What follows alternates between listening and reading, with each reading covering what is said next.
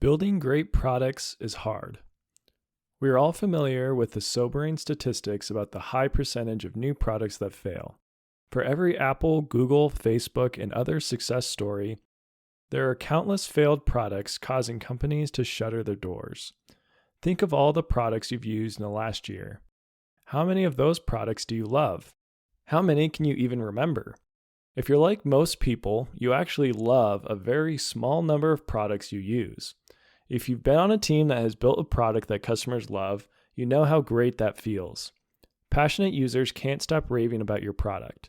Your business metrics are growing up and to the right exponentially. You're struggling to keep up with the high demand. Customers want and value your product. But the unfortunate reality is that very few products are like that. Why is it so hard to build a product that customers love? Why do so many products fail? Welcome to Design30, everyone. That first intro or little excerpt there is from the Lean Product Playbook by Dan Olsen. And that was actually just the very first couple paragraphs in the introduction of the book. And I think it helps set up what I want to talk about in this episode. And this will be a little different than normal. Again, it might be a slightly shorter episode than the average, but I think it's something I need to do and it's something I want to do. And I hope that you as a listener will actually get a chance to, as you will see, respond to this and hopefully help improve the podcast overall. So with that, I want to read a little bit more from this introduction. So Dan Olsen goes on to say, throughout my career, I've worked on and studied many different products. When I analyze the root causes of why products fail, a common pattern emerges. The main reason products fail is because they don't meet customer needs in a way that is better than other alternatives. So, one of the reasons I thought this was a good way to open this episode is that I'm looking to improve the podcast. I want to improve the value of what I'm offering. And to do that, I think I need to have a better understanding of the market that I'm trying to reach. And part of that is understanding the people who are listening consistently. And right now I have probably, I think my retention rate is around 20%. So around 20% of the people who've listened to episode 1, I've been able to retain through the most recent episode, which was episode 24. And so if you're listening to this right now, there's a good chance you're one of that 20%. And I want to know what has kept you around, what has kept you listening to the podcast. And then I also want to know, what do you think I could do better? What are your criticisms of the podcast? In a lot of ways, I've been treating the first few episodes, or the first 20-some episodes now, as small prototypes. I'm testing out different ideas, testing out different ways of structuring the podcasts, trying to keep some things consistent, but then trying other things, discussing these different design strategies and tools from a couple different perspectives, maybe introducing them in different ways, trying to give examples. At times I've tried to be very repetitive in certain episodes so that certain ideas will hopefully stick a little bit better. But yeah, I want to know what am I doing poorly, or what are things that when you listen to an episode, you're like, oh, I wish you would talk about this more, or I wish he wouldn't do this one annoying thing. Maybe he says a certain word too many times. Anything like that, I want to know. It could even be that, you think my voice sounds weird. I don't know if I can change that, but it's still valid feedback that I would appreciate. So yeah, I'm trying to iterate. I'm trying to understand what my current market enjoys about the podcast and what could be improved to expand it. Because obviously that is one of my goals, is to take these ideas, which I think are really important, really interesting, and have the ability to improve products and improve the world around us in a lot of in really important ways. I think even some of the world's biggest problems, like I've talked about on some of my earlier episodes, could be addressed with just a little bit different mindset, a different way of approaching these problems and thinking through them with a design thinking approach.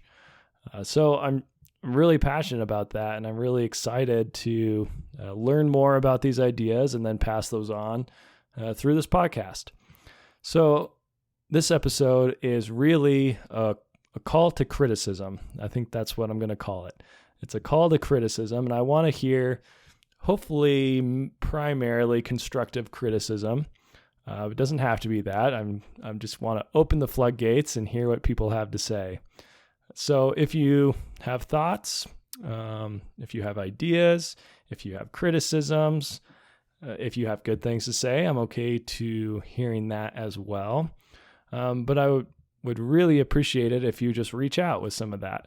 And as I've mentioned many times on the, at the beginning and the end of the podcast, you can reach me at my Gmail, which is it's just learndesign30@gmail.com. So that's learndesign30, and 30 is the numbers, 30@gmail.com. And then you can also just slide into the DMs in Instagram or on Instagram, also at learndesign30. I've recently created a Twitter, which has been pretty interesting to join at this point in Twitter's life. That's also at learndesign30.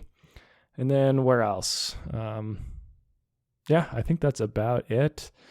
So if you have anything at all, don't feel like you're saying too much. Don't feel like you're going to hurt my feelings. I want to know exactly what you're thinking, or even just random interesting ideas that you have that you think would be cool. Questions, anything like that, please reach out and let me know. The goal is to make this podcast as useful and as educational as I can, while at the same time still keeping it entertaining. I think that's one of the most difficult things I've ran into is how do I provide content that's interesting, that reaches a market of people who are likely experienced designers already in some way or another. So it needs to still be interesting to those people and educational, but also provides a little something else, maybe stories, something that keeps you listening, keeps you coming back for more. And I think it's been a difficult challenge to find that balance. I guess that's one self-criticism of me. I think sometimes I get a little bit too much into the details of some of these design strategies and tools, and maybe it's not creating enough story. It's not creating enough interest outside just like a boring lecture in a random college class.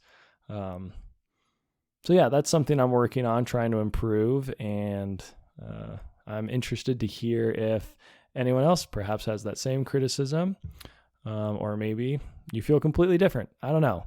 So please reach out. Again, send me a long email if that's the way you want to do it, or send me just a couple messages on Instagram.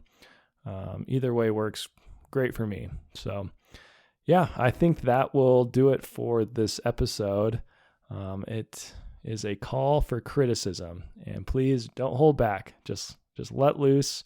And, if I cry, I won't tell you. So anyways, that is the end of this episode. As always, design more, despair less. Thanks for listening. Oh, actually, one more thing, jumping back on here real quick. If you do send something or some good criticism, some good feedback, that's something that I will read on the podcast. I'll bring it up and discuss it on the air. So, maybe one of your comments or questions will be on a future episode. So there's a little bit of incentive, perhaps. Okay, I'll leave it there. Thanks for listening.